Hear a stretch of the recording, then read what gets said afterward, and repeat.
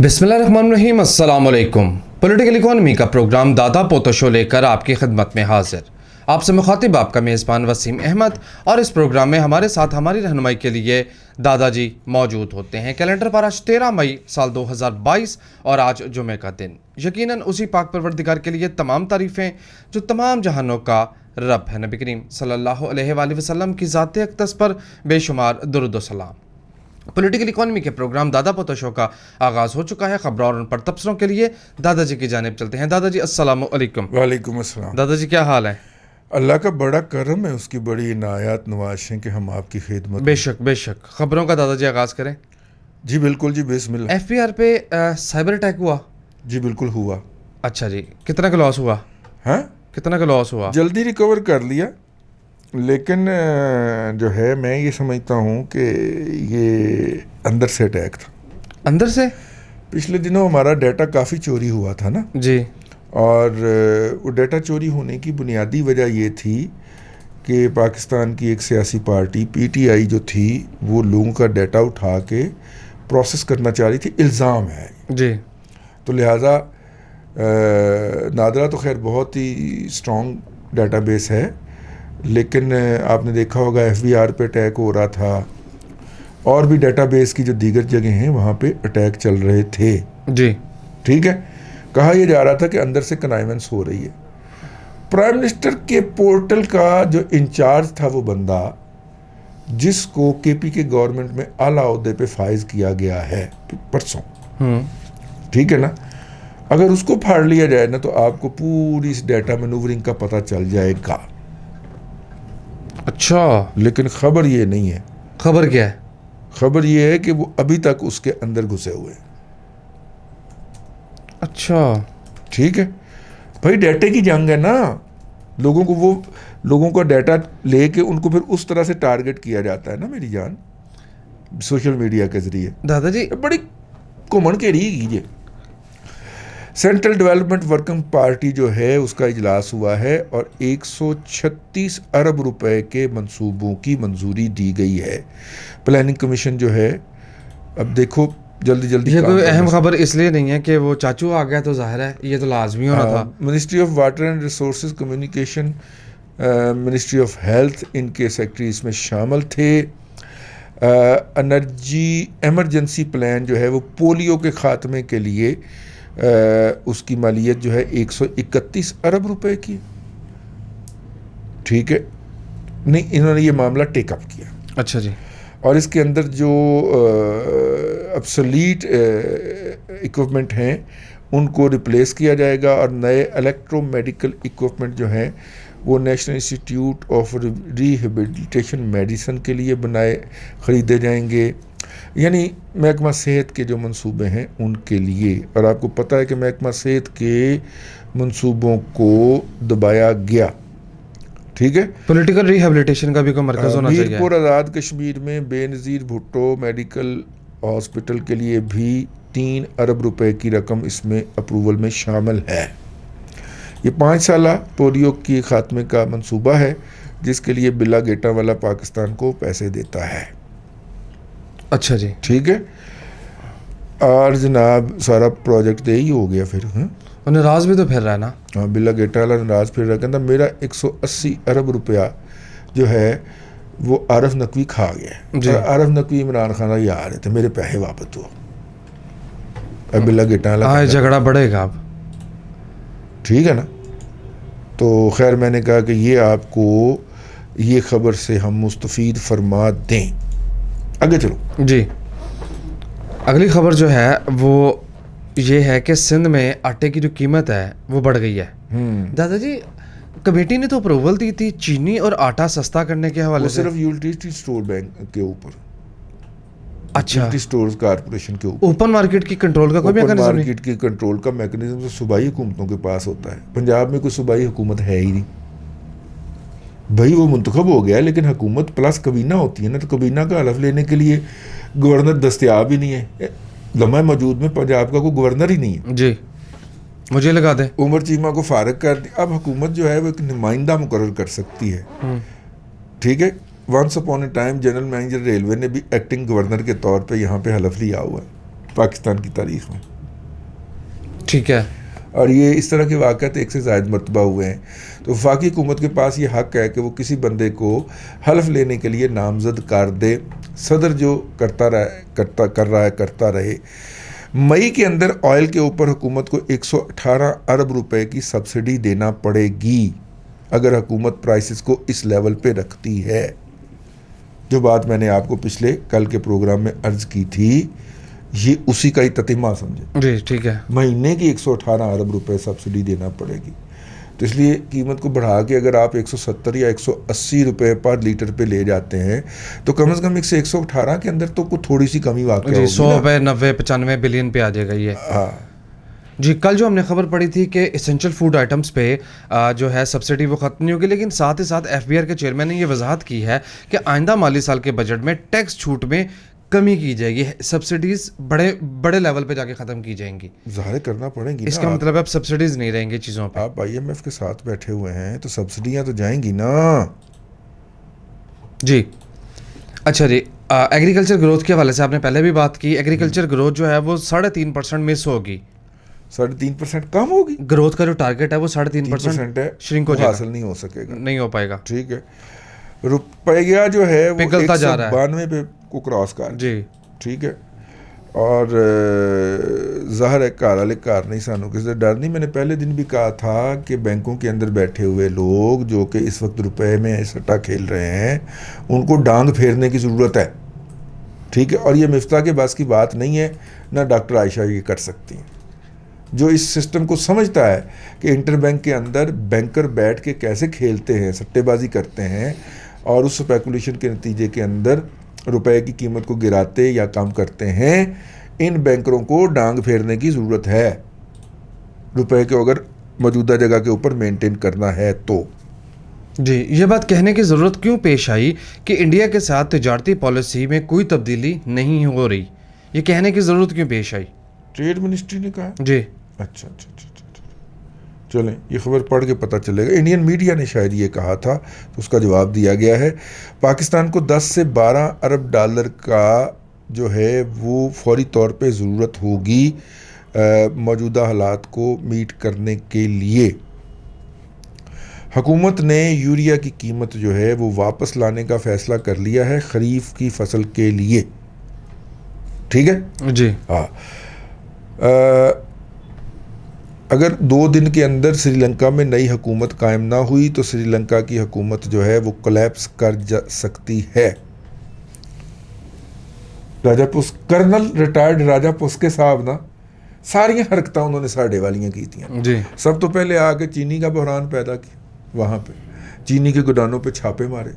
फिर उन्होंने कहा अपोजिशन बड़ी करप्ट है, अपोजिशन को पकड़ के जेलों में टका। फिर उन्होंने कहा कि नहीं छोड़ूंगा, यहाँ से इतने पैसे बाहर जा रहे हैं, और प्रॉपर्टी के अंदर सट्टा करवाया। और ये सारी हरकतें करवाने के बाद फिर उनका हासा निकल गया और इस्तीफ़ा दे के भाग गए। वज़ीर-ए-आज़म ने इस्तीफ़ा दिया, ये तो प्रेसिडेंट नहीं है। हैं? मेरा ख्याल है इसने अभी इस्तीफ़ा नहीं दिया। तो इसके घर को आग लगाई जा रही है। और नहीं, खैर वो तो बुजुर्ग के घरों को आग लग रही है, लेकिन वहाँ पे इस वक्त शदीद किस्म की अनारकी फैल चुकी हुई है। और यही हमारे यहाँ चाहा जा रहा था। हमारे यहाँ आखिरी वक्त में नो कॉन्फिडेंस आ गया, वरना टारगेट हमारा भी यही था।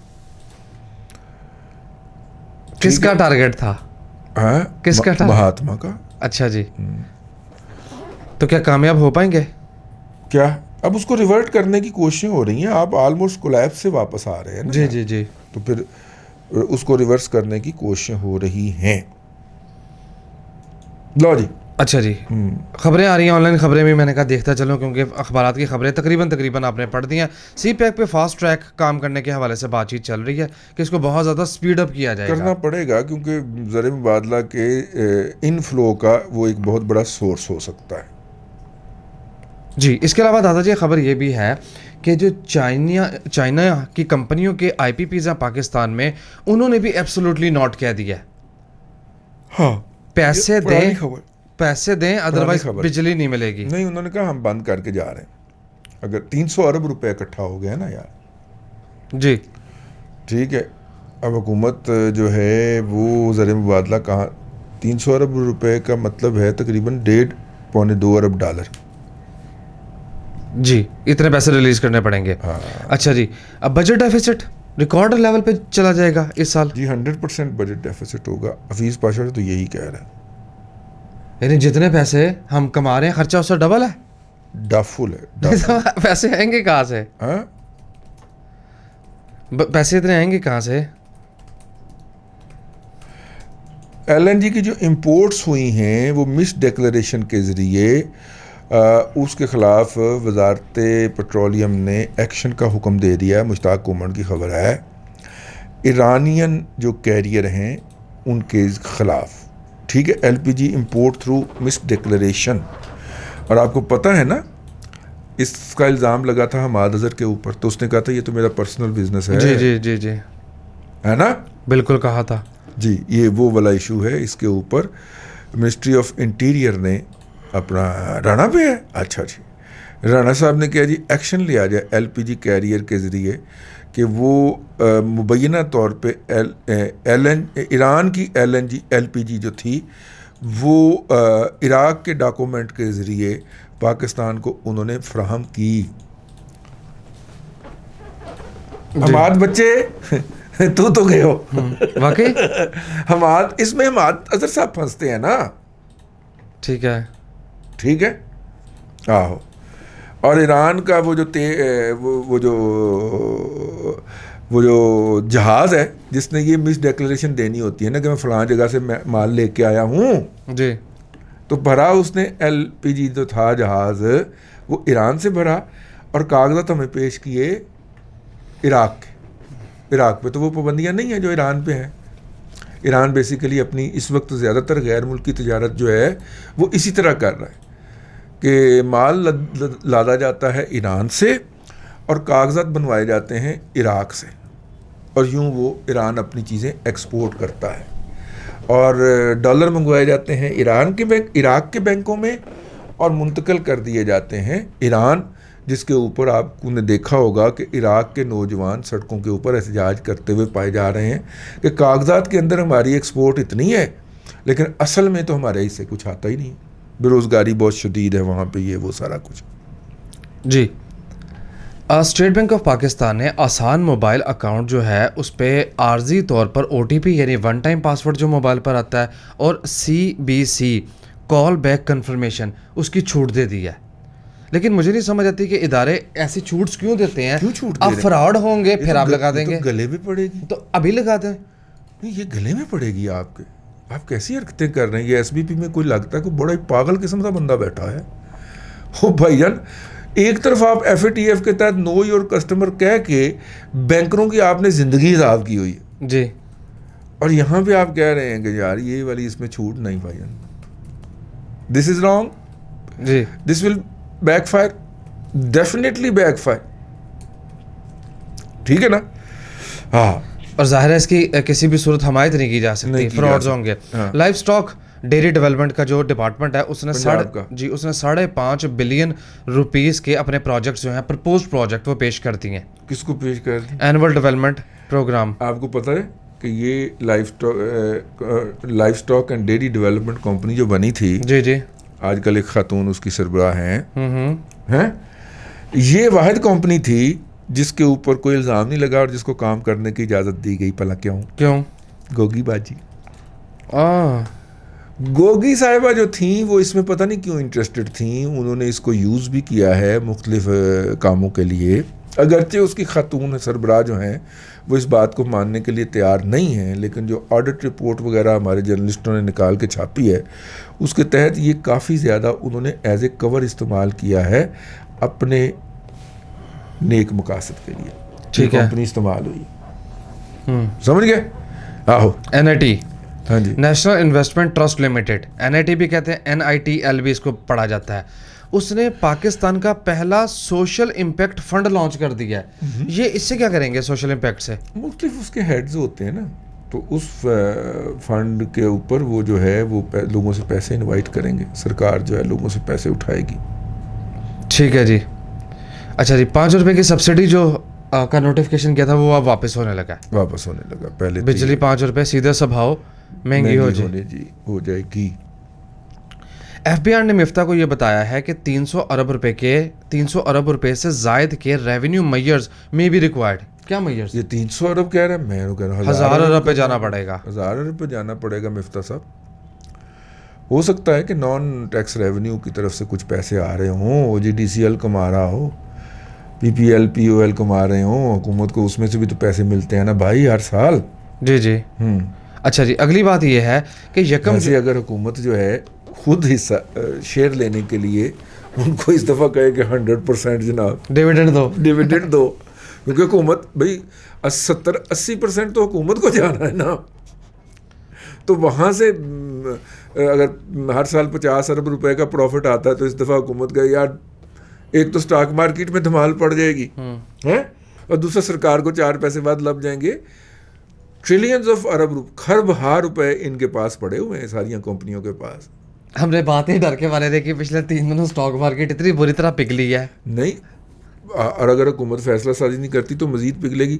सामाईन इकराम, मार्केट खरीदने का बेहतरीन मौका है, क्योंकि आते ही जो इकदामात लेने हैं मिफ्ता साहब ने, अनाउंस करने हैं, उसके नतीजे में मार्केट ने एक दफ़ा फिर उत्ते नु जाना वजना जे, और मार्केट ने स्पेस बना ली है ऊपर को वजने की। देखो 1500 पॉइंट एक दिन गिरी है जी, और मंगलवार वाले दिन रिकवर हुई है कि नहीं गिरी है। इसका मतलब है कि फुल फ्लैज वॉल्यूम नहीं लाग रहे। हाँ, वॉल्यूम थोड़ा है, 150 मिलियन का वॉल्यूम है। अच्छा, तो मतलब 3-3.5 हज़ार पॉइंट तो निकल गए होंगे, इसका मतलब है 2000 से 2500 के करीब पॉइंट 2500 पॉइंट निकल गए हैं। अब ये 2500 पॉइंट की रिकवरी उस दिन वजनी है जिस दिन मिफ्ता ने कोई बंदे वाली गल कर दी है। वो कोई इंसानों वाली बात करेंगे मिफ्ता भाई, तो आप देखिएगा ये ना सिर्फ कि ये 2500 की रिकवरी लगेगी बल्कि 1000-1500 पॉइंट मज़ीद ऊपर जाएगी। तो इसलिए चीज़ें जो हैं वो आजकल में सस्ती दस्तयाब हैं। हमारी आपसे गुजारिश होगी कि अगर आप कोई इन्वेस्टमेंट की नज़र से बैठे हुए हैं तो बेहतरीन मौका है बाइंग करने का। शॉर्ट टर्म के अंदर आपको अच्छे गेन्स मिल जाएंगे। जी, 1 जून से पावर यानी कि बिजली का जो बेस टैरिफ है वो 57 पैसे बढ़ जाएगा। अब फ्यूल एडजस्टमेंट की बात नहीं हो रही। हाँ, अब बेस टैरिफ बढ़ जाएगा। लेकिन वो 5 रुपये जो उन्होंने कम किया हुआ है वो भी तो अपनी जगह पे है, तो 5.5 कर लिए। अब ये हो जाएगा प्रोवाइडेड 14.3 बिलियन। हाँ जी, तकरीबन इतना हो जाएगा, 5.5 रुपये बढ़ जाएगा। 5.5 रुपये बढ़ने जा रहा है। किसी ज़माने में 4.5 रुपये यूनिट रेट होता था जी बिजली का। क्या दौर आ गया। अब 5 रुपये सिर्फ बढ़ रहे हैं इस पे, 5 रुपये बढ़ रहे हैं। अच्छा जी, सुजुकी इंडस और वो जो है तीसरी होंडा, इतनी दफ़ा गाड़ी की कीमत बढ़ाई कि अभी खबर ही पढ़ने को दिल नहीं करता। एक मरतबा फिर सुजुकी ने गाड़ी की कीमत बढ़ा दी है। उसका छोटा वेरिएंट भी 1.475 मिलियन रुपीस पे चला गया है, यानी 15 लाख की और 3 डब्बा हो गई। जी जी, 650 सीसी। और दादाजी वो मैंने, अल्लाह सबको महफूज रखे, मैंने एक्सीडेंट हुआ देखा, वो बिल्कुल ही 2 फुट की रह जाती है। हाँ, पिचक के। अच्छा जी, ऑयल की इंपोर्ट का जो बिल है वो मुश्किलात पैदा करता चला जा रहा है। बिजनेस कम्युनिटी ने भी जोर दिया कि इसको कटेल करें। हम 4 दिन पहले प्रोग्राम में कह चुके हैं कि अदम फैसला साजी इसके ऊपर जो है वो बेड़ा गर्क करेगी हमारा। जी ठीक है ना। हाँ, हम फिर कह रहे हैं चाचू वर्ल्ड बैंक वालों से मिल बैठा। अच्छा, हाँ, उन्होंने वर्ल्ड बैंक को अश्योर करवाया है of reform push in upcoming budget. हम अच्छे बच्चे बन गए हैं, रिफॉर्म इंट्रोड्यूस करवाएंगे। कभी इधर मिल रहा है, कभी इधर मिल रहा है, कैसे घूम रहा है। चाचू देख लो, चाचू घूमने में बड़ा शेर है। अच्छा जी, मिफ्ता ने भी ये यकीन नहीं कराई है कि अपकमिंग बजट जो होगा वो फिस्कल मालियाती कंसोलिडेशन। सारे यकीन दहानियां करवाएंगे ना हो पाएगा से जहां से पैसे। मैं खबर इसलिए पढ़ रहा हूं कि आपका क्या एस्टिमेशन है, हो पाएगा? यार मार्केट देख के तो नहीं लग रहा। अद्धा पचद्दा हो जाएगा। मार्केट में तो लोग स्पेस क्रिएट कर रहे हैं ना जी, ठीक है ना। आहो, GSP प्लस स्टेटस हमारे पास है अभी। हाँ, फायदा तो उसका उठाने रहे। अगले साल होना है उसने। नहीं, फ़ायदा हो रहा है भाई, चुपके से फ़ायदा जो हो रहा है वो होने दे भाई, शोर ना मचा। अगर यूथियों को पता चल गया तो उन्होंने इस पे शोर मचा के ये भी वापस करवा देना है जी। पाकिस्तान ने बैंक सेलेक्ट कर लिया है नया बॉन्ड जारी करने का अमेरिकी मार्केट में, ठीक है जी। और ये बॉन्ड की वर्थ क्या होगी ये मेरे पास आज ऐनक नहीं है, तू मुझे देख के बता कितने का बॉन्ड होगा। दादाजी इसकी मेरा हाल मालियत है $6 बिलियन, 6 बिलियन फंडिंग प्रोग्राम। ये फिर किस्तों में होगा, इतना बड़ा बॉन्ड एक उसमें नहीं जाता। जी, सिटी ग्रुप इनकॉर्पोरेशन और स्टैंडर्ड चार्टर वो जो इंटरनेशनल वाला है वो इसमें इन्वॉल्व होंगे। हाँ, सीमेंट की जो सेल है वो 29% अप्रैल में गिर गई। ये तो कंस्ट्रक्शन के दिन है। ईद आ गई होनी? नहीं, ईद कहाँ आ गई? ये तो मई के शुरू में आई है, अप्रैल का डाटा तो फुल फ्लैज होना चाहिए। हाँ, लेबर तो चली जाती है ना छुट्टियों पे, यही जस्टिफिकेशन हो सकती जी, वरना तो कोई वजह नज़र नहीं आती। लेकिन यार अप्रैल में तो चल चुका था ना, अल्लाह आपको भला करे, वो पॉलिटिकल अनसर्टेनिटी वो 8-9 अप्रैल को ज़ाहिरा हो गई थी। तो सियासी अदम इस्तेहकाम था, नो कॉन्फिडेंस आ रही है, नहीं आ रही, तो इसका मतलब है कि उसने तामीराती शोबे को भी मुतासर किया। एनसीओसी बहाल हो गई, हाँ, एनसीओसी बहाल। जो बस टाइम ख़त्म हो गया। चलें जी, टाइम ख़त्म हो गया और हम भी आपसे इजाज़त चाहेंगे। अल्लाह आपको आसानियाँ अता करे और आसानियाँ खल्क़े खुदा में तकसीम करने की तौफीक। आमीन दादाजी, बेहद शुक्रिया। नाज़रीन इकराम, पॉलिटिकल इकोनॉमी का प्रोग्राम दादा पोता शो आप देख रहे थे। यह था आज का दादा पोता शो। मैं उम्मीद करता हूँ कि आज का प्रोग्राम आपको पसंद आया होगा। अपने मेज़बान वसीम अहमद को दादाजी के साथ इजाज़त दीजिए। इंशाअल्लाह अज़ीज़ आपसे मुलाकात होगी कल तक के लिए अल्लाह हाफ़िज़।